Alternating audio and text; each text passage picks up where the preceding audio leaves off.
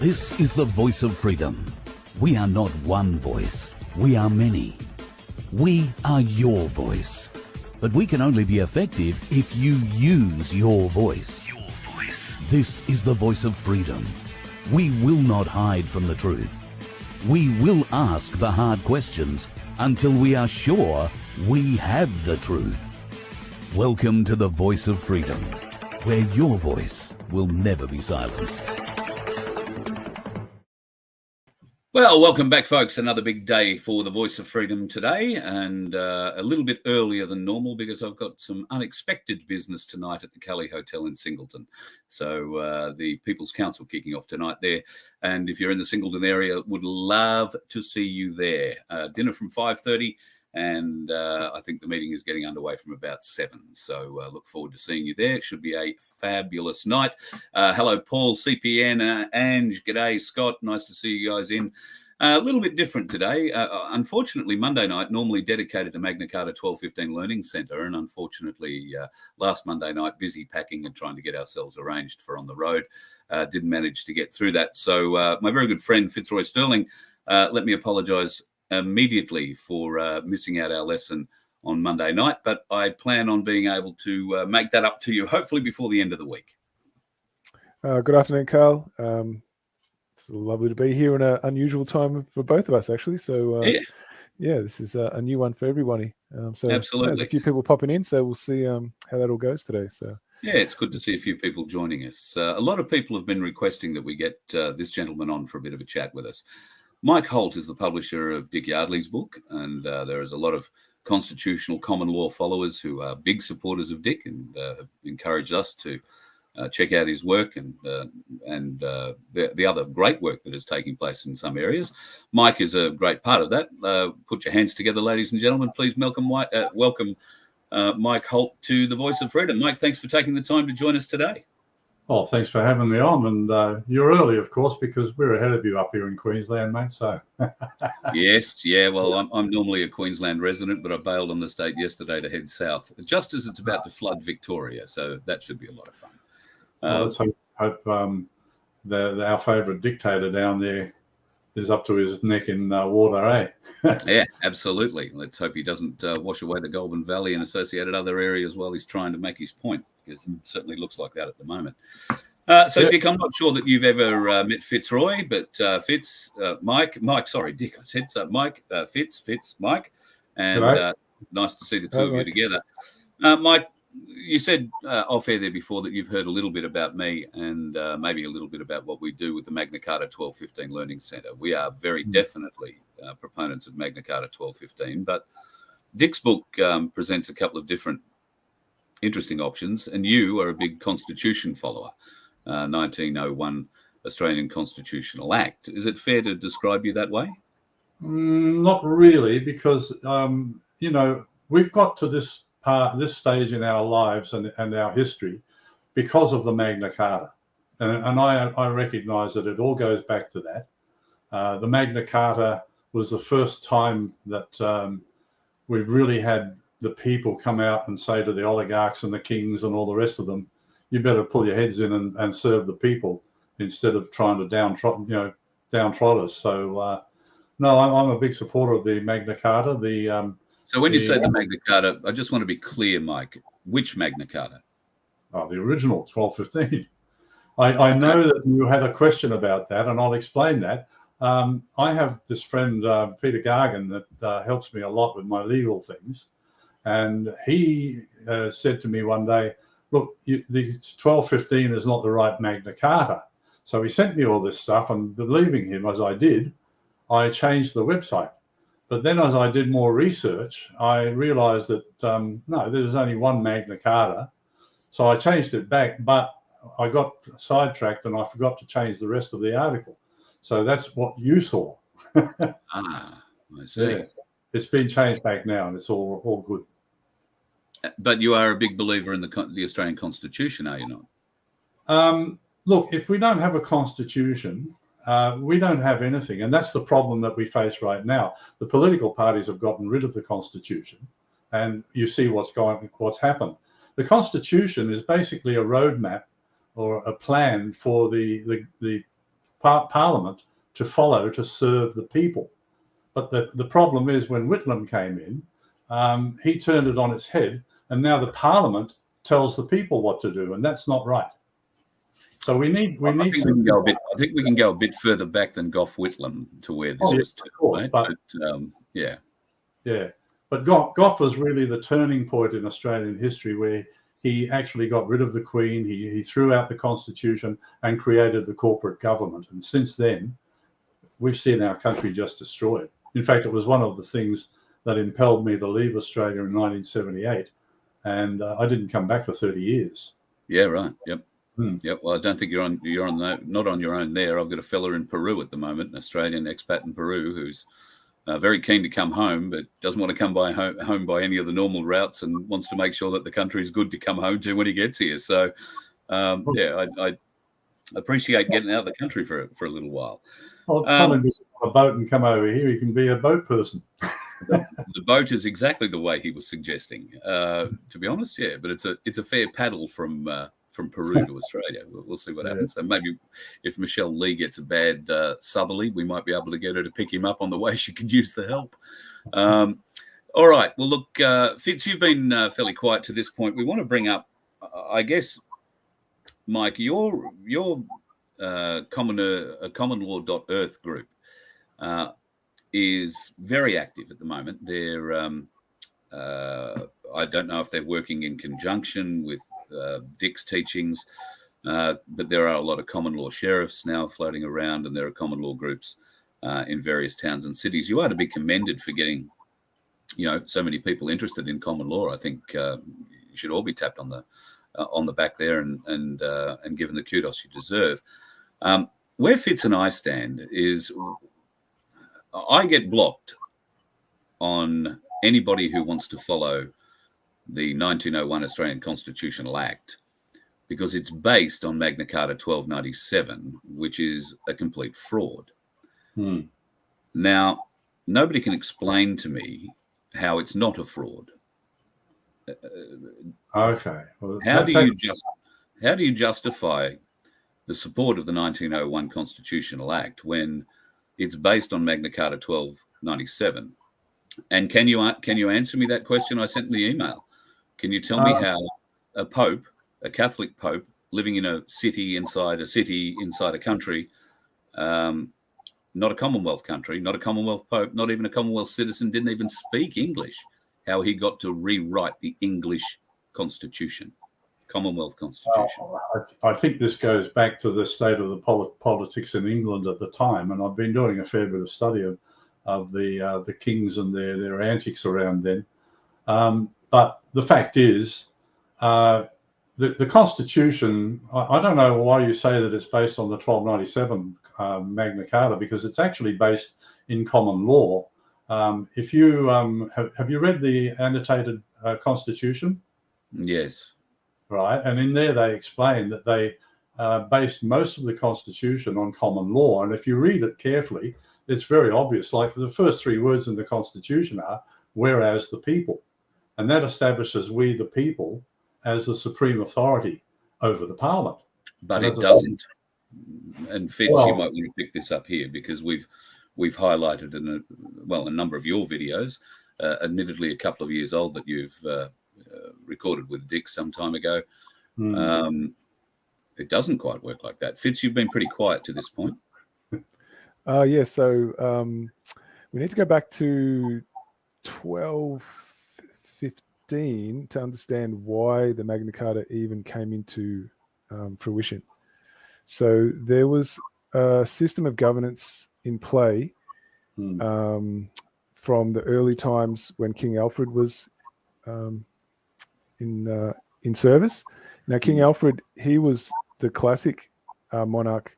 So the idea of monarch is actually false because it's just an office holder of sovereign, right? But the word monarch, if you understand what it means, and we've gone over this, I know you know this, Carl. Monarch comes from two words, mono, which means singular or solo, and arch comes from archon, which means ruler. So it actually means sole ruler. But people never agreed to a system of governance where there was a sole ruler. So that in itself is already a mind trick. So King Alfred wasn't the sole ruler. He actually said that he will not be appointed. He will be elected And that's the true nature of how that structure was actually put into place. The people Yeah. needed to elect who it is they wanted to be in that office, which is a fictional title.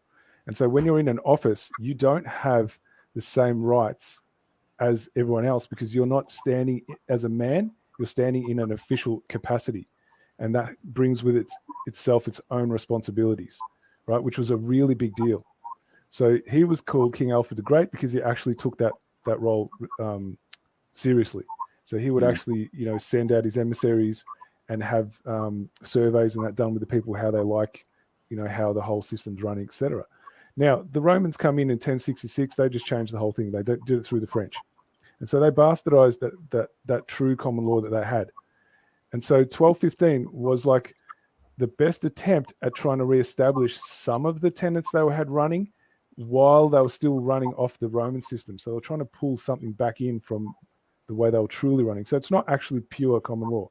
It's the best they could muster at the time. Yeah, However, that's right. it's good enough because it has trial by jury enshrined in there. So if we are supreme, if government has been a fiction that we've created to serve us, then there has to be a mechanism in place by which we make sure in a day-to-day way the government can never exceed the power or the grant of authority we gave it. And if you don't have that in place, you have dictatorship. So it doesn't matter what's written on paper. That's irrelevant. It's what you can actually affect in real life, in reality. And in 1215 Magna Carta enshrines that is there for all of us to access. Well, in that 1901 Commonwealth of Australia Constitution, what they call one, I really would love to see someone show me where trial by jury is enshrined. That's the first question, right? And that's never been answered. And if that's not in there, then who has the power to punish is the government. And that's what 1901 does. It enshrines that the power to punish is in government. So that's why it's not a constitution, because you first have to understand what a constitution is. So no matter what you say, we the people, all that kind of stuff, whereas God, that's irrelevant. The mechanism has to be alive. Yeah. Unless that's being practiced, then the whole thing's a charade. And anytime someone talks about referendums, etc., like that, they don't understand where power lies, because your power doesn't lie in a referendum; it lies in trial by jury. Well, I've always said that our forefathers made a very serious mistake when they wrote the Constitution, Section 128. They did give we the people the right to amend the Constitution, voting in referendums, but they put the power to start a referendum with the Parliament. That was a bad mistake, and that's the root of all the problems that we face, I feel. But so, can I just jump in if that's okay, Mike? Just in that framing of the language, when you said that the parliamentarians did give we the people, that in itself is already incorrect. We can't have anything given to us that we're born with, right? So as soon as somebody gives us something, it was never ours. So what that really is granting authority to someone to be our master when you phrase it like that. Okay, so people are in charge of their own lives, not those who they elect into service. So these little mind tricks are really important to understand when you phrase your language, that you really think about what you're actually saying when you say it. And this is how these tricks are done. I think you misunderstood me there. I said that the Parliament, when they wrote the Constitution, they gave in the Constitution, Section 128, they gave the people the right and to amend it using the referendum. So that's what I've just said. You said they. Yeah, but we don't have the right to start a referendum. That's the problem. And, once we get that right, when I started all of this, I was actually pushing CIR, Citizens Initiated Referendums. That was my first, that was the aim at the very beginning of my work about 10 years ago.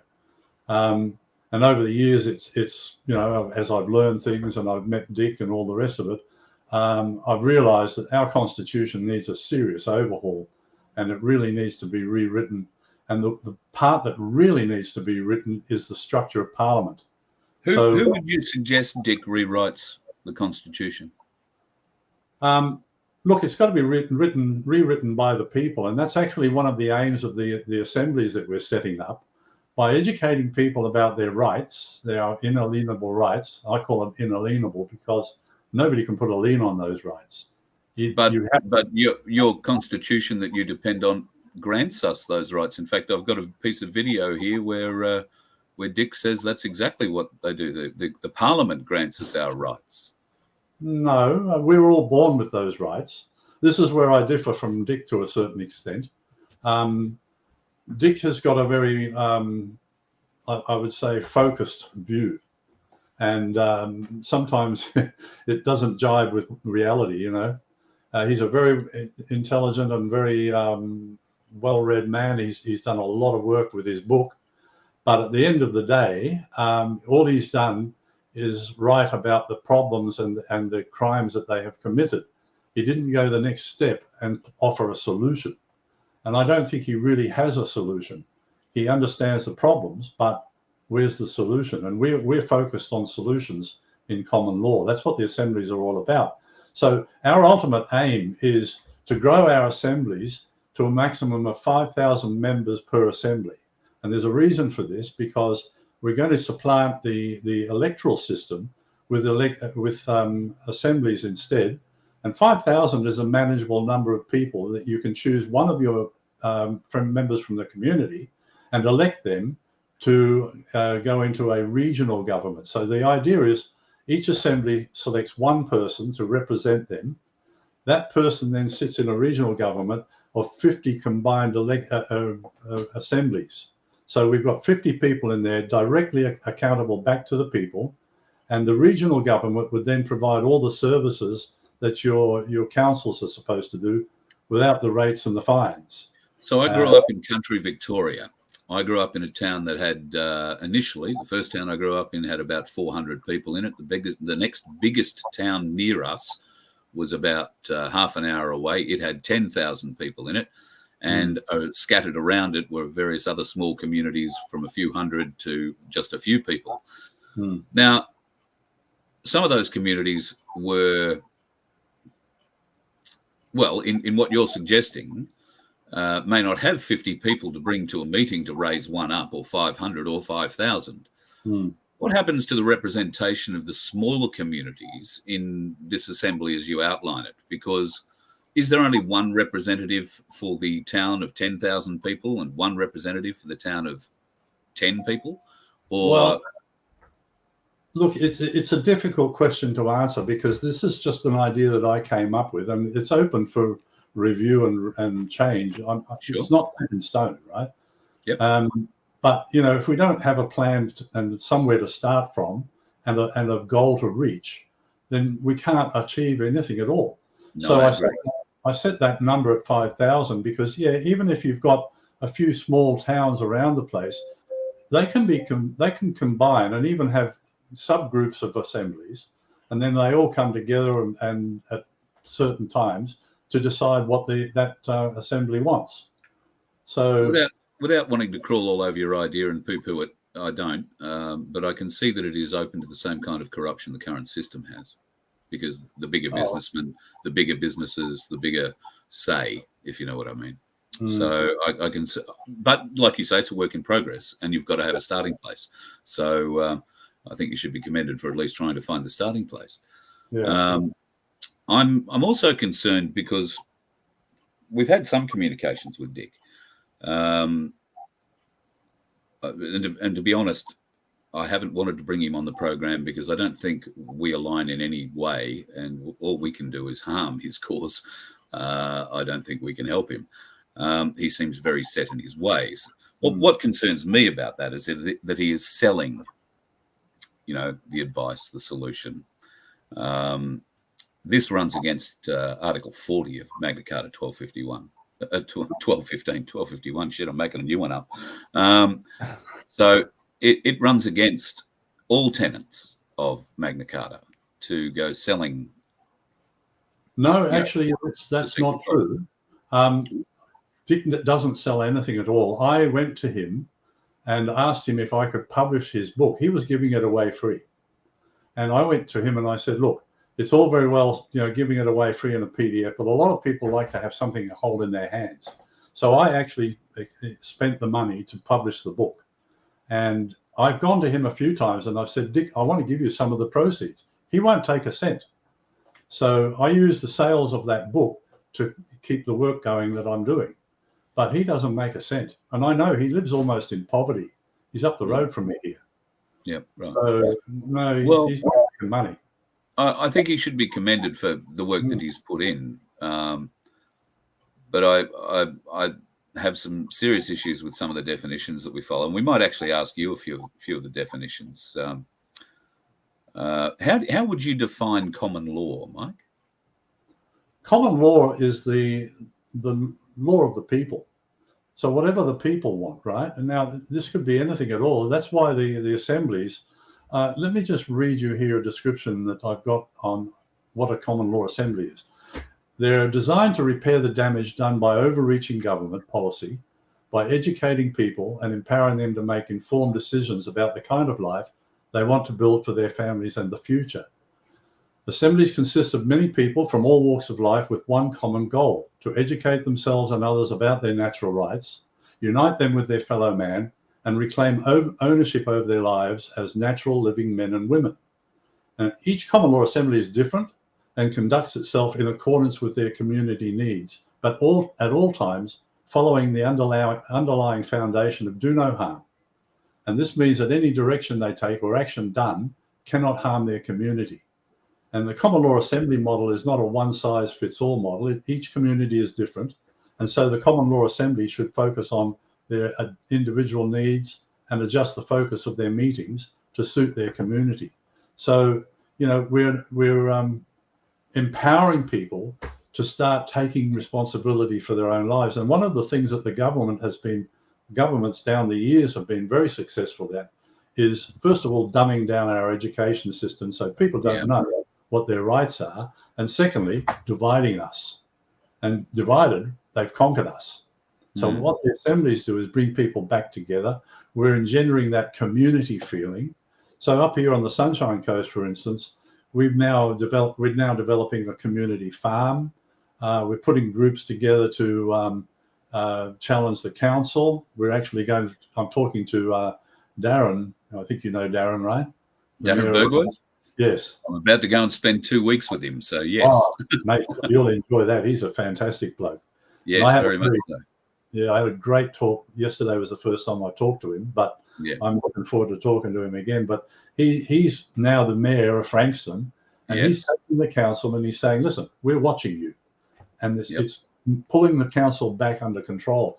And this is what we need to do as a community. We need to take responsibility for our actions and for the actions of those who are there to serve us. And remember, all these councils and politicians, they are servants of the people, and the people have forgotten that. They certainly have. A lot of the people in most cases seem to want to be led. I'm encouraged to hear that we're sharing a bit of the same ground here, Mike. I had a show in Diddillabah a couple of weeks ago. We talked a lot about People's Council there. And tonight I just happen to be close to Singleton, so I'm going to slip into the Cali Hotel in Singleton tonight and see Brad and Shane and the boys. And it turns out that tonight they're holding their first People's Council meeting to try and set up a People's Council, if you like. So it's an information session this evening. So I'm going to pop along to that one and try and help them out there as best I can as well. And then we're doing People's Council all next week in Victoria. Late this week, South Morang, Shepparton. We're going to Frankston. I'm doing a week in Tasmania on it as well following that. So there is certainly a lot of interest in developing People's Council, Mike, and I hope that we can maybe work together when I get back to Queensland and develop that further throughout Queensland. Absolutely. Like you say, this is about bringing people together. I've said a lot of big words and made a lot of big statements in the last few days about divisive elements in this movement. I certainly don't want to be one. So I will always fight for a good idea, and I'll even fight for a bad idea if I think it's got merit. But I will equally not fight for something that I don't believe in or I believe is going to cost the people in the end more than they're going to gain from it. So if we can work together on that sort of a basis going forward, I think we have some ground to stand on. Well, Nick, you're up here. Come along to one of our assembly meetings. I know that people would love to meet you, and some of them were at your meeting. I was Yes. going to go, but I couldn't get there, unfortunately. But when you're at the Cali, please say hello to Brad. I stayed at his place on the way back from Jindabyne just recently. Absolutely. Great fella. I'll let him know. Yeah, it's a great pub, mate. My second home these days. So, and not for the reasons it might be used to be in my youth, which is a good thing. Yeah, very good. So, I just want to get back onto the Constitution and, well, how we move things forward. We have Fitz. I don't know if you're familiar. Fitz is very, very good defining what we teach and how we teach it. Mm-hmm. We are very focused on trial by jury as something that has to be brought back into the public realm of consciousness, and more particularly brought back into our judicial system. Now, how do we work together with your common law assemblies? And I believe there are others. There are constitutional sheriffs who are using, I'm not sure if this is your teaching or others, using the Australian Constitution to get themselves out of things like speeding fines and speed camera fines and holding your mobile phone fines and all that sort of stuff, without really recognising that that solution does present significant issues, or at least the same benefits to serious criminal charges. How do we stop letting the rapist go free using the arguments that are currently being used? Well, actually, we're if you go onto the website commonlaw.earth and click on courts, everything is there you need to understand how to set up a common law court. We haven't done it yet because we tried it out a couple of times, but the people in the assembly weren't ready for it and they didn't take it seriously enough. But I've already beaten the Melbourne County Court to a standstill using the Constitution Section 80. Now, this goes back a few years. I wrote a few years ago. You remember when Phil Galea was arrested during those raids, the anti-terrorism raids? Well, yes. I went down there to give evidence at his trial, and the judge locked me out. I never went near the courtroom. And so when I came back, I wrote an article about it. And unbeknownst to me, there was a suppression order on the door of the courtroom. I never went near it, so I never saw it, didn't know about it. So a year later, they sent the cops around to issue me, well, they sent a processor around to, they sent the cops first, raided my home, stole all my computers, my hard drives, phone, everything. And a year after that, they sent somebody around with a summons. So for the last 2 years, I have been hauled into their court using Zoom during this COVID thing, luckily. And as a result, I've had to learn a lot about the law. But it turned out that the solution was very simple. Section 80 of the Constitution states that if there's a criminal case, the court must be convened in the state where the crime was committed. I live in Queensland. I published the article in Queensland on the internet. So I told the judge, you have no jurisdiction over me in Victoria. I was supposed to turn up on the 5th of September in the court in Victoria, and I didn't go. So when I didn't go, he said, oh, Mr. Holt's filed all this paperwork saying that I have no jurisdiction. So I'll go home and read it, and I'll come back with a decision tomorrow. So he came back the next day, and he said, I've made a decision, but I'm not going to put it into the record. And I haven't heard a word since. I don't know what's going on. Maybe they're preparing to arrest me to try and extradite me, but I haven't heard anything. So as far as I'm concerned, I've had a win there. But that's only because I use the Constitution, you see. I know the Constitution and how it works. Do you want to test that theory and jump on a plane and meet me in Melbourne in the next couple of days? No, I will not go to Victoria. Not only for that, but I can't stand Andrews. I've been down there. In fact, I lived in Victoria for a couple of years, but I also went down and remember the Reclaim Australia rallies down there? Yes. Yeah, I was down there for that. Boy, that was frightening. All those damn socialists out there throwing stuff at me. But to get back to your question, the people have the power to set up their own common law courts. And all it takes is for somebody to decide we're going to do it. And I'm hoping that that's going to happen very soon. But I'm also working on another front Because of my association now with Peter Gargan, the lawyer who's been helping me with my court case, we've devised a system now. The chief federal prosecutor of that this Commonwealth Department of Public Prosecutions, she has now been issued, first of all, with an invoice citing the crimes that she's committed, including trying to break Commonwealth Constitution Section 80. Now, the penalty for that is $126,000 in the Crimes Act. So I've sent her an invoice and said, you've broken the law, you have to pay me this money. She ignored me, so I sent her a reminder notice 14 days later, and then another 7 days later, I sent her an affidavit signed by two JPs, and that creates a financial lawful instrument, which I've now put a lien on her property. So I'm going after her, like her credit rating. She, it'll be out. It's out in the public, and she now cannot get credit because of this lien. So she either has to come to me and resolve the issue, or just live the rest of her life with no credit. That's how it works. Do you guys mind if I try? Do you mind if I chime in for a second, if that's okay? Yeah, go. So I want to go back to something Mike said when you said, Mike, about they wrote the Constitution. When you say they wrote, do you mean parliamentarians? No. There was a bunch of people back in the 1880s, including Randolph Quirk and what's his name, Quick. And they got together because they were sick and tired of being we had 6 penal colonies.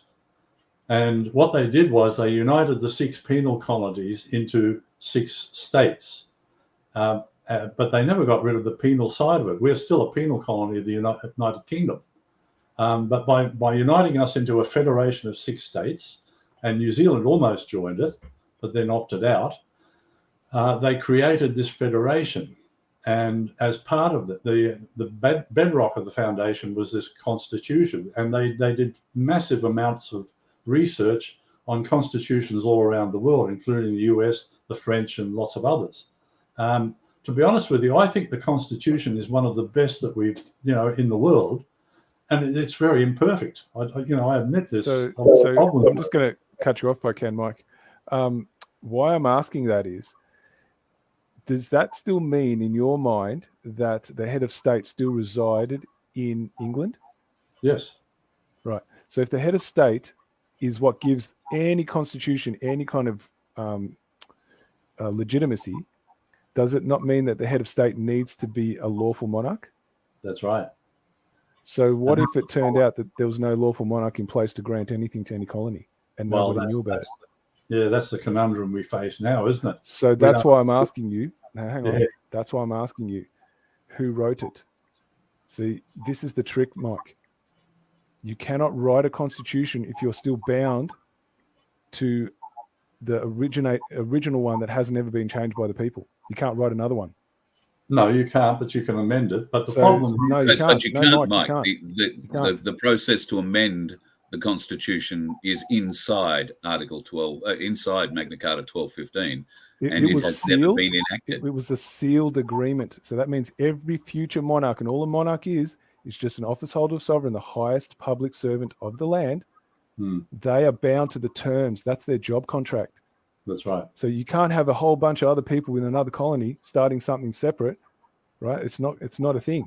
But this is what people don't understand. They did. You just said that a whole bunch of people in the 1880s got together and thought getting the states together and creating a federation would be great, and they wrote a constitution. They didn't. And in 1900, they took that constitution over to Queen Victoria, who was a lawful. No, she wasn't, Mike. She wasn't. No, she wasn't. She was a treasonous monarch. She had no lawful authority. Well, because this is the thing. Like we saw you speak with Karen Bailey, right? And she taught you about the 1688 Bill of Rights, and she told you that was the reason why every single monarch from that point was not a lawful monarch.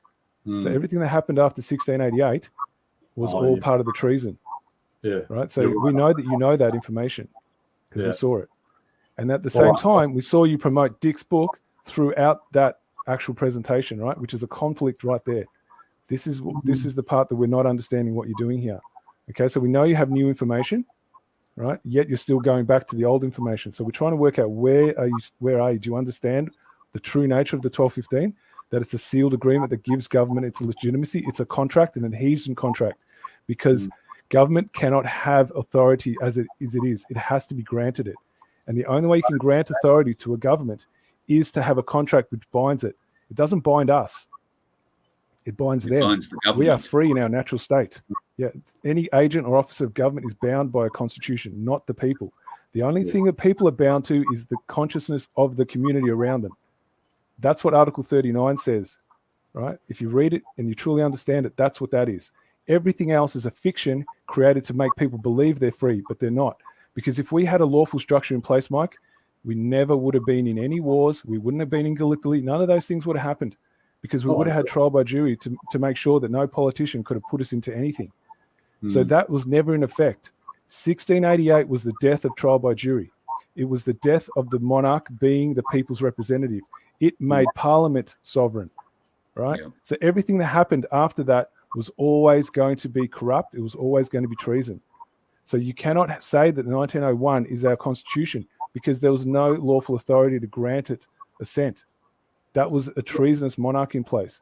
You cannot hand your job. That's the other thing, right? You cannot hand your job to any child. Nobody can, especially someone who's elected in office. This is all the tricks, Mike. You know what I mean? And you've been shown some of these things. Yeah, you're not actually showing that you've understood them. Yeah, I hear you using the word trick, but the fact is, we face an awful mess, and it's a very tangled mess, and I acknowledge that. And we've got to start somewhere. And yes, no matter we're going to start with the truth, Mike. We're going to start with the truth. You can't build you can't build truth off a lie. That's why we're building these assemblies, because it's going to empower the people to make the decisions. And I think eventually what will happen is we'll just discard the Constitution. It's not being used anyway, but it's going to be up to the people to decide how they want to be governed. And they will use they will elect their own people. Yes, Mike, Mike, I'm sorry to cut you off, but first we need to finalize the contract.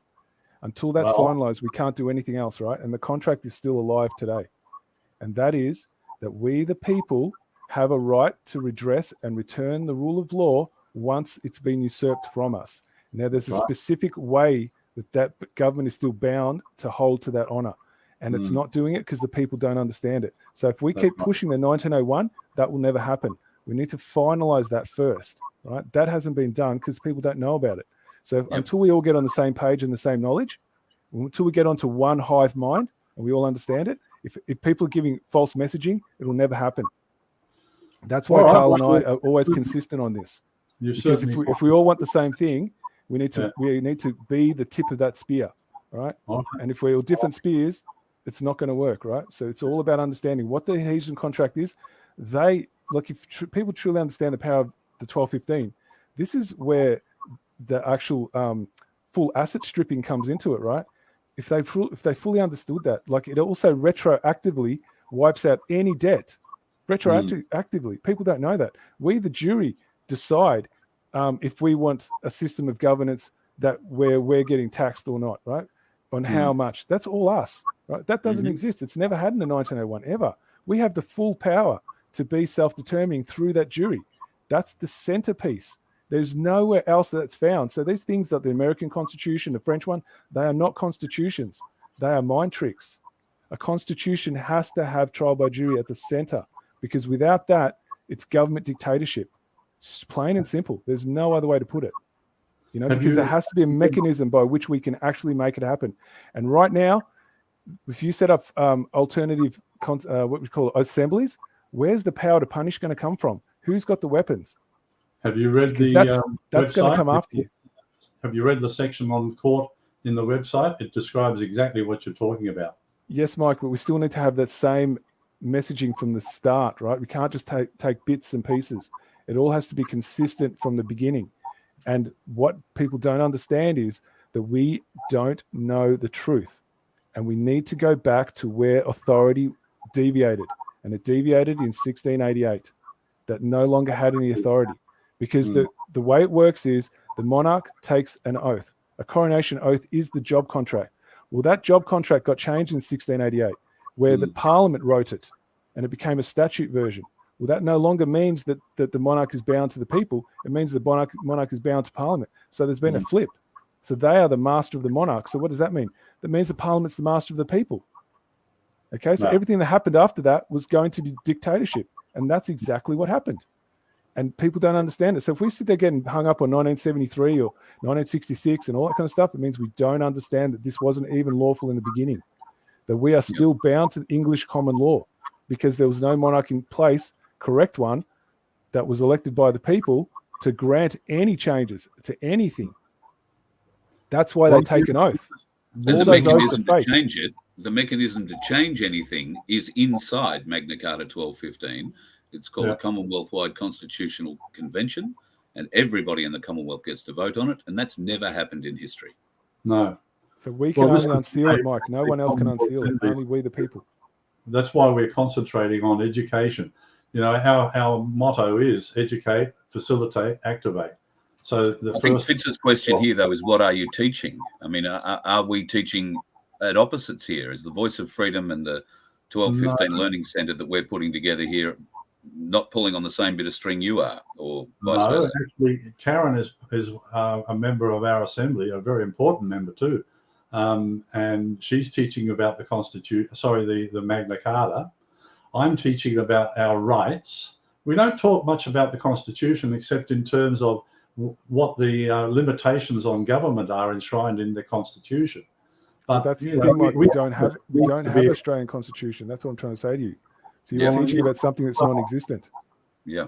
Well, you know, you can say that, but the reality is the government was based on that, and we have to resolve that somehow. And you know, I'm only one man, mate. Give me a break.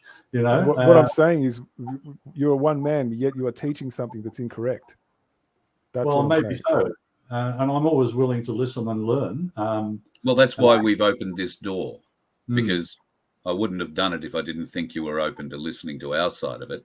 And if we can work together with you, then we're very happy to have you come part of Voice of Freedom and help us educate, because that's our mission with our Voice of Freedom Magna Carta 1215 Learning Centre, is to educate people. And we want to educate people to be trial by jury jurors, because it's not like walking into your average jury. No. So our education is in part focused on bringing people up to speed with what it will take to be a trial by jury member. Exactly. We would like to see that, you know, you have some infrastructure. If there is a way we can help with that, or we can get on the same message. I think that's where Fitz and I are coming from. We'd like to be on the same page. I meet people associated with your assemblies everywhere I go, and I love meeting them. It's great. I don't give them a great deal of time because we are at opposite ends, and in their learning journey, they're maybe not as far down the path as I am. So I'm polite and friendly, but I don't get involved because I'm not there at that time to educate. We do education every Monday night at 7:30 unless I screw it up. And people are welcome to come along and hear what we have to say then. I'd be, welcoming of you, Mike, if you wanted to develop ways forward where we can help you maybe understand what happened, where this break is, because you seem to be a little hesitant.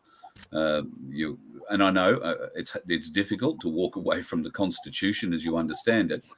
But the fact is, it's not worth the paper it's written on, and we can prove it. Well, don't tell the government that, because that's how I beat the court. Yeah, that's the thing, Mike. I would also argue you haven't beaten the court. You said the word yourself. You've stalemated the court. That's right. Yeah. That just means they're going to find, and you're not welcome, and you're not willing to come back to Victoria at my invitation to push and just see how far you've beaten the court. So to say you have beaten the court is incorrect.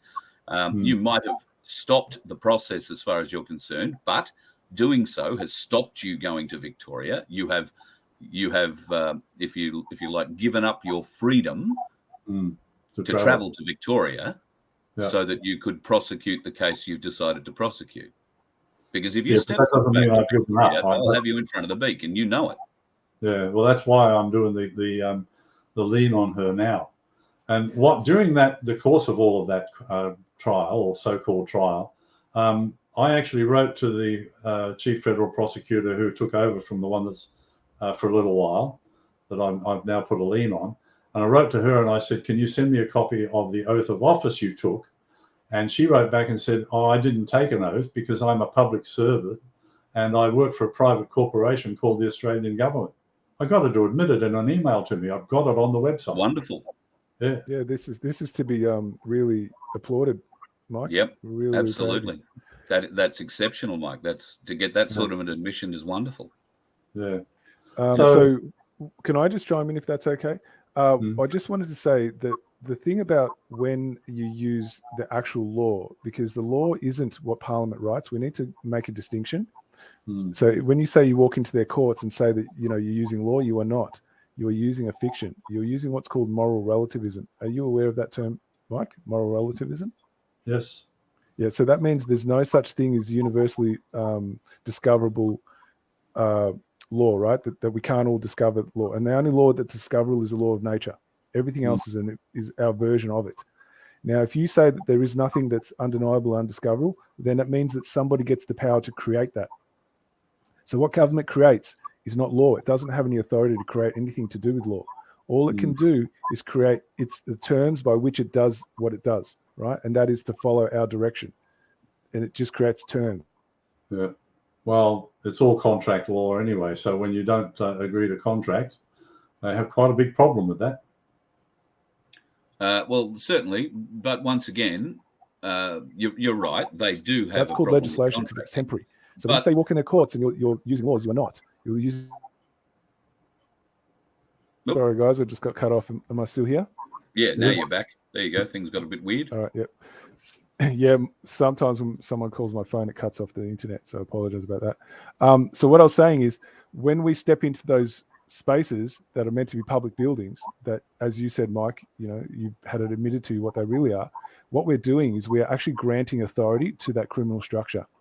No, there's no way we can beat it because we don't have the power to punish and go after those very people who are pushing that fraud and that deception.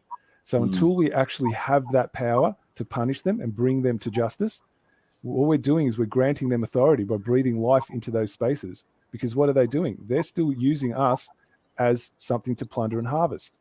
So when you follow the 1215, you never step foot into those courts. You do not grant them any authority, because they are null and void. So you show them with your actions. So it's one thing to say that they don't have any authority, but then you walk into their rooms, you've given them authority. So that's a state of confusion. We can't live like that because go down there. I didn't have to go down there because I'm just saying that even engaging in their process, right? So if you do the 1215 notice process, you don't step into their courts because they can't prove that they have any authority. And this is if the more of us start doing this, right, you'll see a phenomenal amount of power, Mike. So you have an infrastructure in place that can actually start actioning this on a large scale. Yeah. Well, this is the kind of education we would like to help you with. And you to share this, so you never have to step in their courts, Mike, ever, right? And you can actually use your time and energy to actually do the education you actually really want to, and show others how it's done. So we don't have to convene these alternative societies and these assemblies, and then have them being given some kind of legitimacy by their courts, because what we do is we serve our paperwork into theirs. That's still granting authority into those fake structures, right? No, so we don't ever do any of those things. Totally separate. And we don't ever do anything like that, right? So our assemblies are not going to have any power because they don't have any weight of force behind them. Yes, they're great for training, absolutely, and I love it. And I reckon I'd love to see people record what it would look like in a jury. You know what I mean? So for education, beautiful. Let's use it that way. Let's use our knowledge to know how to actually live in real moments and have like police interactions where they're really being forceful. Yes, let's use those assemblies for those purposes, so we can stand as a man, but using the 1215 Magna Carta. The first things we say to them is we ask them, what's your name, rank, and where your place of business. Next question is, are you standing under your oath of office of constable? The more people start doing that, Mike, you'll watch them collapse because they never answered. I've tested this.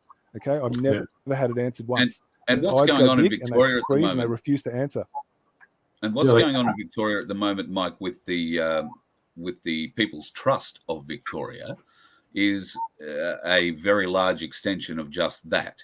The People's Trust in every state works simply by asking the issuing authority to prove they have the bona fides to collect the money they demand from you, the person. And they can't. They can't prove they have the right to issue a fine, let alone collect one. So therefore, that's bringing the money to a grinding halt in Victoria, particularly when it comes to any kind of fines or rates or anything else. Now, how's that working? How is it working? Very well.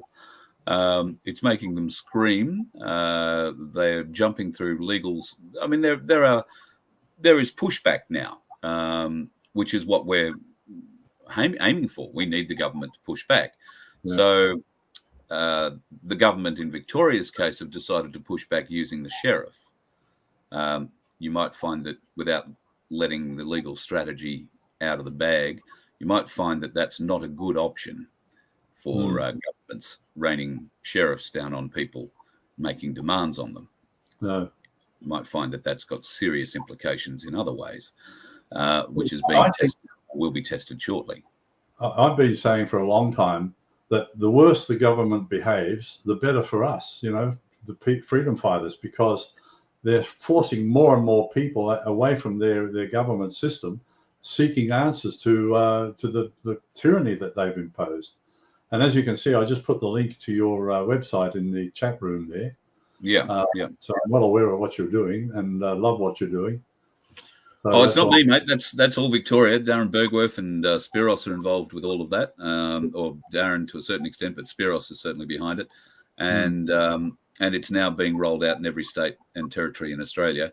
Right.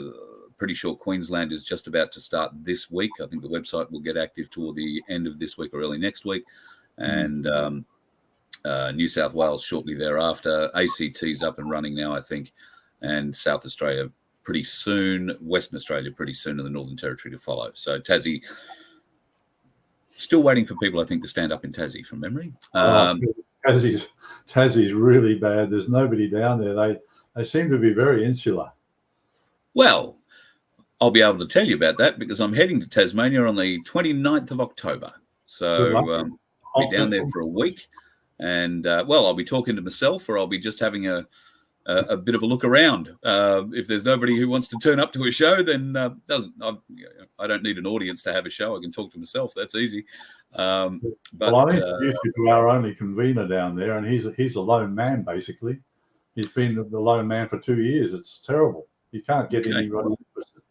Well, maybe we can have a bit of a discussion before I get down there. I might be able to help a little bit in that regard. But Fitz and I would certainly want to have a good look at whatever we're doing. So before we started supporting it, but yeah, I think this has been a useful conversation today to get us on a path where I think we could do some greater good across the country, and that's what I'm all about, Mike. It's not about picking holes in people's stories, unless the stories are full of shit, in which case I'm happy to pick holes in them and leave them by the wayside. But you've been doing great work. You've been able to create assemblies across the country. Fitz and I may have a few problems with some of the issues and some of the things that you're teaching, but I think we've proved today that open conversation and dialogue, and nobody's got heated, nobody's got upset. We're not getting up and angry at each other for having different ideas, or you don't think like I think, or anything like that.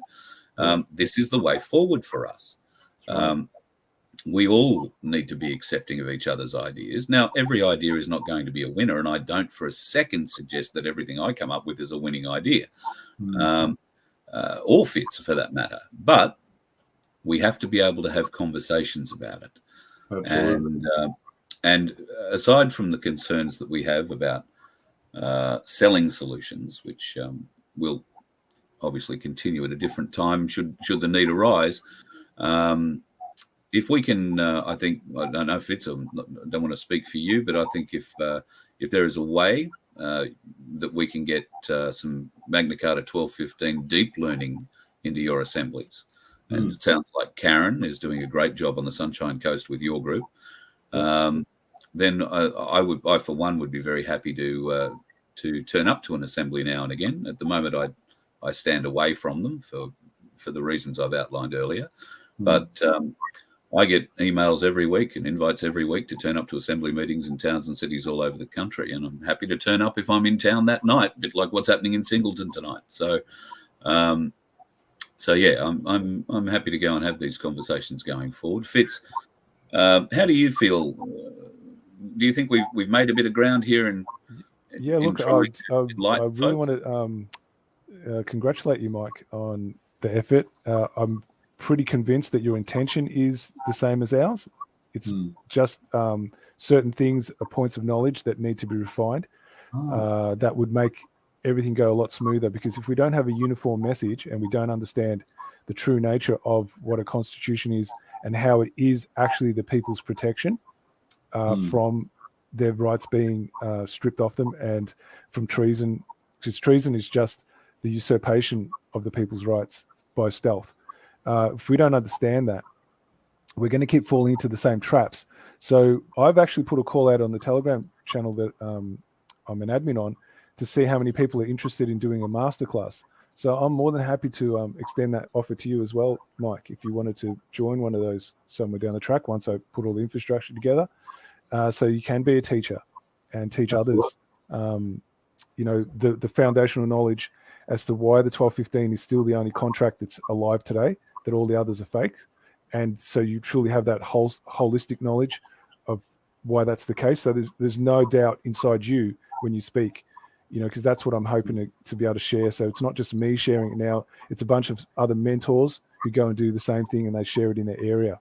So I'm more than happy for you to get involved in that if that's something you'd be interested in doing.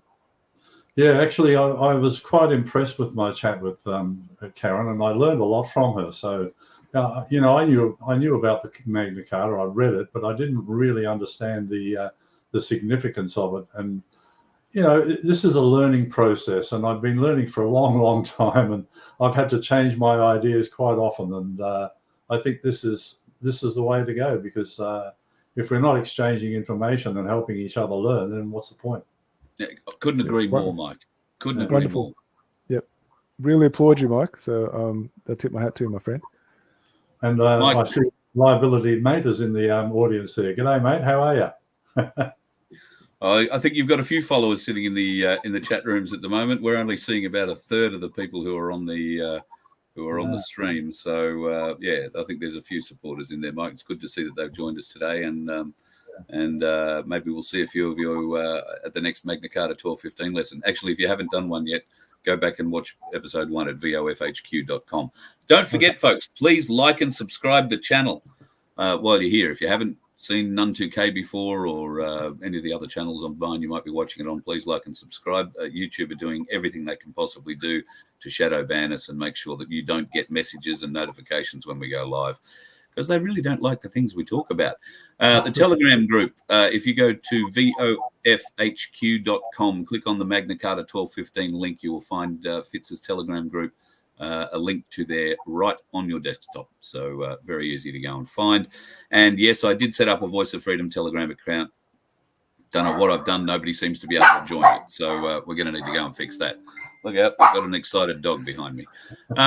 Gentlemen, before the dog gets too excitable, I will love you and leave you for the evening. It's been a pleasure, Mike, to have you on the show. Thank you very much for coming on and sharing your thoughts with us. And thanks to being open and honest enough to deal with us on, some of these issues are close to your heart. You've been invested in the solution, or invested in the research behind what you've been teaching for some time. It's very gratifying to hear that that you're open to learning other things and other sides, or learning a deeper knowledge behind it all, because there are many people who claim to have done the research but really don't. They've just developed an idea from reading a paragraph or two.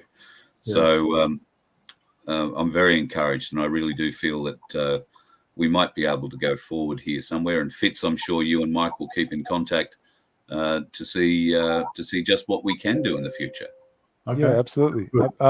Just wanted to say, one of the things that we've been putting out is like these public awareness campaigns where we talk about issues that the general population are triggered by, not just, people in the truth movement. So the more people that get on and share that out, we need to expand our networks. So this is a wonderful opportunity to make use of everything that's being done here I've been approached by, like Carl would know this, people who are willing to do like 30-second to 1 minute sort of TikTok videos and stuff about the Magna Carta. So, you know, there's a lot of momentum starting to build now about a way to really start reaching out to different audiences. So we'd love to have you on board, Mike. So, you know, definitely extend an open hand if you want to be part of that, and then really help share that out and really start growing this rapidly. Okay, I've just put a link in there to another website called liberty22.net. Now, this is by our Sunshine Coast convener, David, and you might want to have a look at that. It's based on the 1976 Charter 77 by Václav Havel from Czechoslovakia, and that document was the one that toppled the communist government. So we looked at that. It was about 80 odd pages, and we've streamlined it way down. But basically what it is, it's designed to reach out to everybody in Australia who wants a better future without, you know, being involved in any group. So even though David is our convener, Liberty 22 is not a common law initiative. It's for everybody. And the idea is you all subscribe to the same yearning for freedom, etc.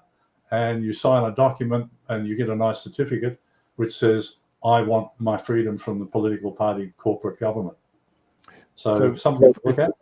Yeah, like what I did want to say is those things are wonderful once we actually secure all the criminals in our courts, where we, the people, are actually judging them for what they did to us. So we need to focus on that step first and get everyone's energy on where the redress, because that's the only thing that we need to do now is get redress. And the only place that exists in Article 61. You know, there's no other document that I've seen that actually has a capacity for how the people return their power if it's ever stolen from them. I haven't seen it anywhere else. It doesn't exist in the 1901, not in the American one, not in the French one. Therefore, they're not constitutions. A constitution must have the people remaining supreme at all, because all a constitution is it outlines where power lies when it's observed, and that power has always been with the people. And if it's not in there, that means it's not a constitution. And that's why Article 61 and the 1215 Magna Carta are the only things you can actually literally say is a constitution. It doesn't exist anywhere else. So if we don't use that right, we'll never get those things that you're talking about, Mike, right? So we first need to get rid of the problem. You know, and we have to get learned enough about how to do that. And so this is where what Carl and I do is about raising that level, that conscious level, where people can have that knowledge to understand what's the first step they need to make before they can get to the place they really want to get.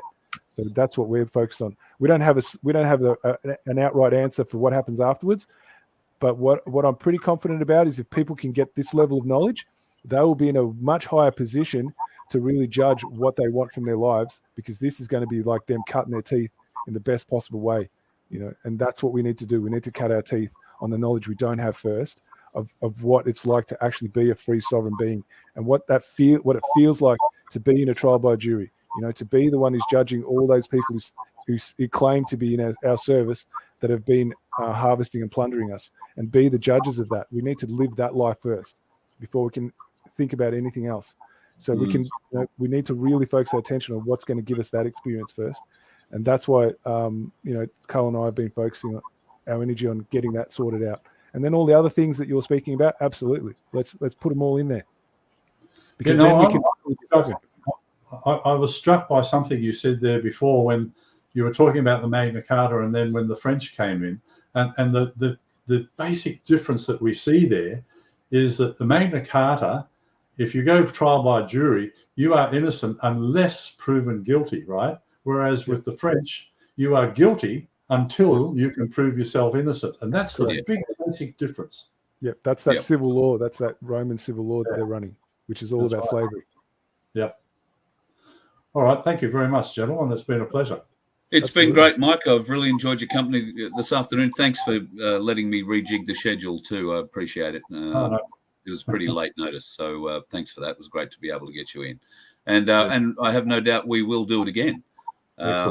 I'm very encouraged by what's going on. I would suggest you keep an eye on the Voice of Freedom over the next few days while I'm traveling through Victoria, because no doubt Bergwerf and I will be having a bit of a chat about you. You never know. We might even drag you in for a chat on one of those shows that we're doing down there. So Yeah, be worth pushing the People's Council on the Sunshine Coast. And I know there were a lot of people interested at my show who wanted to get together. Don't know if anything's come of it. Nobody's contacted me to say, how do we set up the hall or where do we go? But maybe that can be something that we can work together with your assemblies doing. So you could come into our assemblies and you know, because we meet every 2 weeks. We've got quite an active assembly. We've got over 800 members, although they don't all turn up. But we do have probably around 100 people each meeting turn up. We're very active and we're very cohesive. So, well, I tell you what, Mike, you might be familiar with the lady that's helping me out these days, Cherie. Cherie was part of your Singleton Common Law Society. Oh, yes. She's invaluable to me, absolutely invaluable. Thanks for letting her go. She's she went. She's helping me left and right. She's a marvelous lady. But if you've got some groups in Victoria while I'm down there that want to catch up, Cherie knows my availability down in Victoria. I'm more than happy to pop in and see a few of them on my way back up to Queensland when I arrive back from Tasmania. So Cherie at vofhq.com will find her on the email. And you can point her in the right direction if there's any of your assemblies in Victoria or indeed New South Wales, Queensland that would like a bit of a chat. That's the direction we'll be coming back. So we'll also be going to Western Australia and South Australia, but probably not until early next year. All right, check out Mildura. They're a very good and very active assembly, and also Upper Ovens. Upper Ovens, right you are. Yeah. All right. So we'll see what we can do. Once again, Mike, thanks very much for coming in today. Thank you. It's been awesome to have you. Thanks very much, and look forward to having you on again real soon. Fitz, the same for you, my friend. Been an interesting afternoon. I think you and I have both learned a lot. Yeah, absolutely. It was wonderful to actually have the experience, because you don't know what something's going to be like until you do it. You can have assumptions, but until you're actually in it, so this is learning on the go. This is the beauty, right? None of this is pre-planned. We don't know what's going to happen. We just dive in and see how it goes. Just quickly answer a couple of questions. It says, is Fitz on YouTube only through Carl's None2K channel or his Voice of Freedom? I personally don't have my own channel on that one, guys. So I just thought I'd quickly answer that one. And the other one about the Telegram channel, the best way to get onto Telegram, guys, is like Carl said, is to go to the VoFHQ.com site, because that'll take you directly in there. Other people have failed when we've put links up.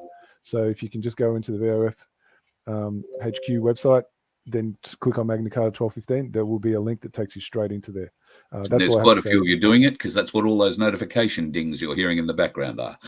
Is that what that is? Yes. Yeah. So that's the best way, guys, to jump on and do it that way, because it'll get you directly. There'll be no obstacles, and you'll get straight in. Yeah, cool. All right, mate. Thank you very much for your time today. And no doubt we will catch up again for the catch-up that I owe you from last time. Yeah, I'll look forward to it. All right. Thanks again for putting this on, Carl. I really appreciate it. Just let me drive another 700 Ks, will you? And then we'll sort it out. Yeah. Well, you're getting flooded out. Yeah, exactly. Yeah, it's going to make for an interesting trip. All right, mate. Talk to you soon. Appreciate it. All right. And you folks, thank you for sticking with us at an early time today. Maybe you're seeing the show in replay. I hope you've enjoyed it. If you have any questions, of course, you can get in touch. Leave a comment on the YouTube videos. I usually read them all. It might take me a few days, a week, but I do get through them eventually. And while I'm on the road and my daughter is driving, I'm planning on going through a lot of those and clearing out my inbox, because a lot of those notifications that I have are from YouTube. So I'll clear all those out, have a look at a few of the comments that are going on in there.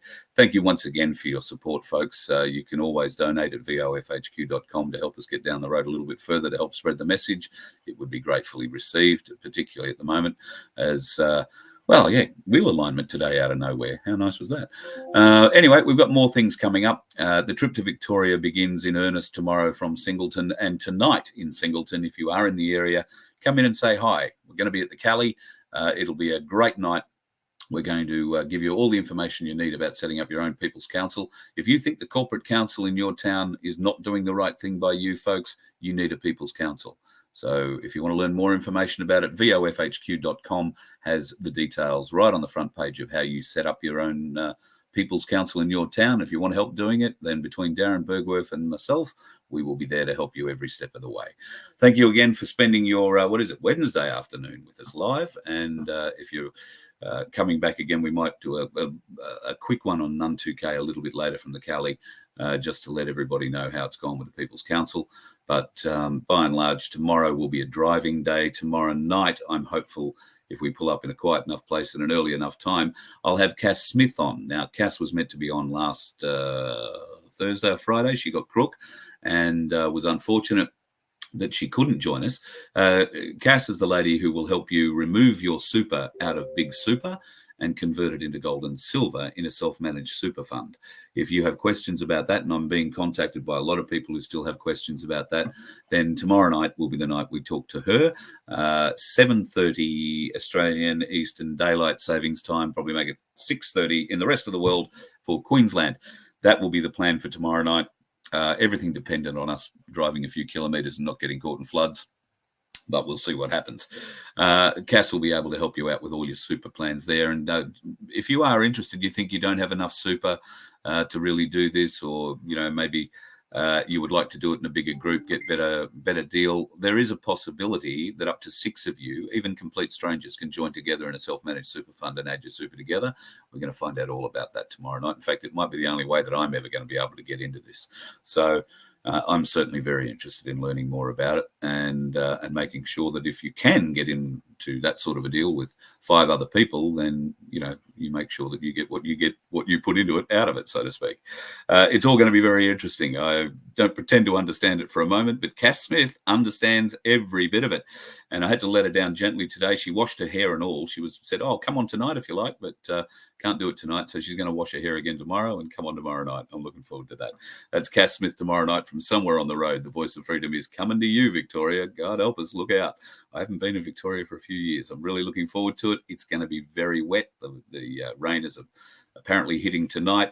Of course, a few days, all that snow is going to come down into the snow melt, down through the mountains, into the creeks, into the rivers, and into a lot of people's backyards, possibly into a lot of people's houses. We'll find out. We'll be there for it by the look. So that's all coming up over the next few days on The Voice of Freedom. Thank you very much, folks. You can always contact Cherie if you want to get a show, have us come to your town, your area. We're always keen on that. If you are interested in setting up people's councils, we're going to do a lot of that in the show over the next couple of weeks. And we're going to try and help some people set up my place at their place. So, whole heap of interesting stuff coming our way, folks. I really hope you can stick around and join us because, if it's not going to be educational, it is going to be entertaining. Let's put it that way. Thank you very much for spending your afternoon with us. And like I say, if you can donate a few bucks, that'd be great. If not, that's great too. We're going to be on the road regardless. You just might have to stop and wave at us occasionally. Maybe bring us a cup of coffee. If you are on the roads, watch out for the dickheads. Just make sure you're not going to be one, please. You let one ant stand up to us, then they all might stand up. Those puny little ants outnumber us 100 to 1. And if they ever figure that out, there goes our way of life. It's not about food. It's about keeping those ants in line. That's why we're going back. Does anybody else want to stay? Let's rock!